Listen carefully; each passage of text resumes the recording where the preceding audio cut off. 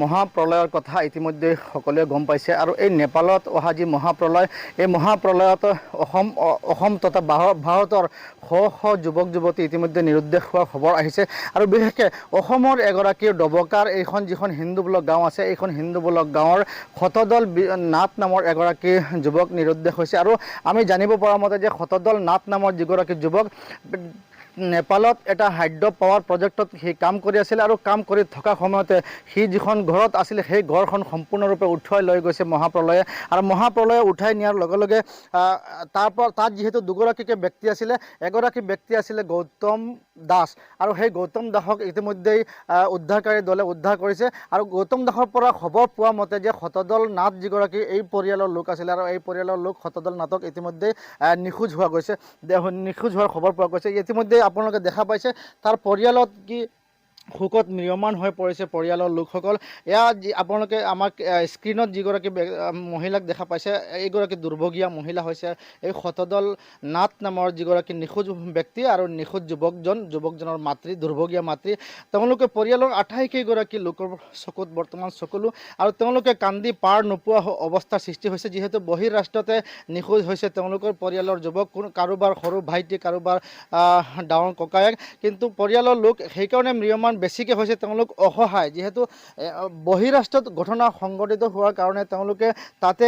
গৈ কোনো খবৰ ল'বলৈ কোনো উপায় নাই তেওঁলোকৰ ওচৰত কেৱল মাত্ৰ চৰকাৰৰ সহায়ৰ বাহিৰে বেলেগ উপায় নাই মোৰ ওচৰতে তাৰ এগৰাকী দাদা আছে দাদা কি ক'ব নিশ্চিতভাৱে আপোনালোক বৰ্তমান দুখত ম্ৰিয়মান তথাপিও আমি জানিব বিচাৰিছোঁ যে আপোনালোকে শেষবাৰৰ কাৰণে তাৰ খবৰ কেতিয়া পাইছিলে বা সি নিখোজ হোৱা বুলি কেনেকৈ গম পালে মঙলবাৰে ৰাতি আমি লাষ্ট তাৰ লগত যোগাযোগ বুধবাৰৰ পৰা তাৰ লগত কোনো কণ্টেক্ট নাই কোনো যোগাযোগ নাই কোনো হেৰি নাই আৰু তাৰ পৰাই আমি হেৰি কৰিছোঁ যে নিখোজ হৈ আছে আমাৰ ভাতৃটো আৰু যে এই যি পলায়নকাৰী বানে উটুৱাই লৈ গ'ল বুলি সেইখিনিও খবৰ পাইছোঁ আৰু তাতে মই কৰজোৰে অনুৰোধ কৰোঁ অসম চৰকাৰ বা আমাৰ ভাৰত চৰকাৰক যেনেকেই নহওক আমাৰ ভাতৃ সজল নাথক উদ্ধাৰ কৰি আমাৰ হাতত চমজাই দিয়ে আৰু আমাৰ খুৰীও কি ক'ম আমাৰ খুৰীও দুৰ্ভগীয়া অকলশৰীয়া বেমাৰত অসুস্থ হৈ আছে খুৰীকো যাতে আপোনালোকে গম পাইছে কেনেকুৱা যে সি যে নিখোজ হৈছে বা কেনেকৈ অনুমান ইণ্টাৰনেট যদি আমি ফোনত কণ্টেক্ট পোৱা নাই তেতিয়াৰ পৰাই আমি ভাবিছোঁ যে নিখোজ হৈ আছে নহ'লেতো আজি 3 দিন হ'ল ফোন কৰিবই লাগে এবাৰ নিখোজ হৈ থকা এইখিনি তাৰ লগত আৰু এজন ল'ৰা আছিলে গৌতম দাস বুলি কোৱা ল'ৰা এজন আছিলে সেইজনক উদ্ধাৰকাৰী দলে উদ্ধাৰ কৰিছে তেওঁহে তেতিয়া সুস্থ আছে গৌতম দাসে কিবা কৈছে নেকি গৌতম দাসে ইমানখিনিয়ে কৈছে যে সিহঁতে যিটো ৰুমত আছিলে ৰুমৰ কোনো অস্তিত্ব নাই কোনো চিনাকি নাই কোনো চিন বৰ্ণ বুলিবলৈ একোৱেই নাই ইমানখিনিয়ে কথা তাৰ পৰাই নিশ্চিত হৈছে যে তাৰ ৰুম যিহেতু নাই সিও নিৰুদ্দেশ আছে মোৰ ওচৰত আন এগৰাকী ব্যক্তি আছে মই তেওঁৰ পৰা জানিব বিচাৰিছোঁ আপুনি কেনেকৈ গম পালে বা আপোনালোকৰ পৰিয়ালত কেনেকৈ খবৰ আহিল প্ৰথমত যে এনেকুৱা এটা ঘটনা হৈছে বুলি এনেকুৱা ঘটনাটো আমি যোৱাকালি ৰাতি মই মানে হেৰি কৰিছিলোঁ এই মোৰ হেৰি বাইদেউৰ ওচৰত ফোন কৰিছিলোঁ ফোন কৰি কৈছোঁ দাদাৰ খবৰ কি তে দিদি কৈছে নহয় দাদাৰ খবৰ মইতো পোৱা নাই দাদাৰ বছক মই খুজিছিলোঁ যে দাদা ক'ত আছে তেতিয়া বছে কৈছে নহয় দাদাতো আছে আচ্ছা ঠিক আছে ইয়াৰ পিছৰ পৰা কোনো কণ্টেক্টো নাই মই লাষ্ট হোৱাটছএপত চিন চাইছোঁ লাষ্ট আপোনাৰ 3টালৈকে চাইছে ৰাতিপুৱা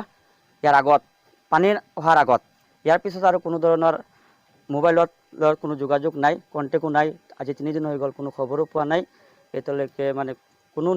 পাত্তাই পোৱা নাই আমি এনে সাধাৰণভাৱে আপোনালোকৰ পৰিয়ালৰ লগত সি সদায় যোগাযোগ ৰাখেনে সদায় যোগাযোগ ৰাখে ডেইলি কমেও 2-3 বাৰ ফোন কৰে আজি 3 দিনৰ পৰা একবাৰো ফোন কৰা নাই হয় ইয়াৰ পৰাই নিশ্চিত হোৱা গৈছে যে যিজন যুৱকে পৰিয়ালৰ সৈতে প্ৰতিদিনে 2-3বাৰকৈ ফোনত কথা পাতি সেইগৰাকী যুৱকৰ যিহেতু আজি 3-4 দিন আৰু বিশেষকৈ এটা মহাপ্ৰলয়ৰ পিছত যে তাৰ যোগাযোগ বিচ্ছিন্ন হৈছে তে নিশ্চিতভাৱে তেওঁলোক পৰিয়ালৰ লোক আশ্বস্ত হৈছে যে তাৰ সৈতে কিবা এটা অঘটন ঘটিছে মোৰ ওচৰত দুৰ্ভগীয়া মাতৃগৰাকী আছে মই তেওঁৰ পৰা যদি আপুনি কিবা ক'ব বিচাৰে ক'ব পাৰে আমাৰ কোৱাৰ অকণমান ক'বচোন কি ক'ব বিচাৰি আছে এই সময়ত আমি আর কিতা কইতাম আমার খালি ছেলেটারে আনিয়া দোকা সরকারে আমার আর কিচ্ছু লাগে না আমার ফুলারে আনিয়ে দিলে হয়েছে আমার আর কিচ্ছুর দরকার নেই আপোনাৰ ল'ৰাই কেতিয়া কথা পাতিছিল আপোনাক শেষবাৰৰ সময়ত মঙ্গলবাৰে কিবা কৈছে নেকি সি আপোনাক তেতিয়া একো কোৱা নাই ভাত খাইছো নি বেমাৰ আছে ঔষধ খাইছো নি এইবিলাক কৈছে আপোনাৰ এজনে ল'ৰা হয়, আমি আৰু বিশেষকৈ তেওঁৰ পৰা কথা ল'ব বিচৰা নাই, যিহেতু তেওঁ বৰ্তমান শোকত ম্ৰিয়মান হৈ পৰিছে। এইগৰাকী মাতৃ যিগৰাকীক আপোনালোকে দেখা পাইছে, তেওঁৱে হৈছে তেওঁৰে একমাত্ৰ পুত্ৰ সন্তান হৈছে শতদল নাথ নামৰ যুৱকগৰাকী, আৰু পৰিয়ালত আৰু তেওঁৰ ভনী সকল আছে, বাইদেউসকল আছে। কিন্তু শতদল নাথৰ এতিয়ালৈকে কোনো ধৰণৰ সুংসত্ৰ উলিয়াব পৰা নাই। গতিকে পৰিয়ালৰ আটাইকেইগৰাকী সদস্যৰ এটাই আবেদন ভাৰত চৰকাৰৰ ওচৰত বা বিশেষকৈ অসম চৰকাৰৰ ওচৰত, যে চৰকাৰে অনতি বিলম্বে তেওঁলোকৰ শতদল নাথ নামৰ যুৱকগৰাকীৰ কোনো এটা সুংসূত্ৰ উলিয়াই দিব লাগে। বিশেষকৈ তাক জীৱনতে উদ্ধাৰ কৰি পৰিয়ালৰ সৈতে পৰিয়ালক চমজাই দিব লাগে। নেপালত অহা